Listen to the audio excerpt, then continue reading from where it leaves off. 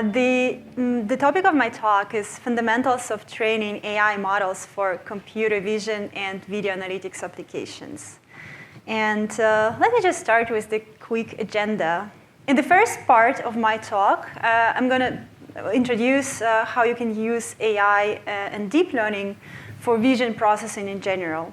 I'll also give you some examples of embedded vision AI use cases. Then finally, in the first part of my talk, I will also talk about deep learning mechanisms. So you will hopefully learn what does it mean to train a neural network and how to do that. In the second part of my talk, after the break, I will tell you what kind of problems you can experience when training neural networks, and I'll give you some tips and tricks how you can avoid these problems. I'll also share with you how you can formulate your deep learning problem for different tasks like detection, segmentation, and classification.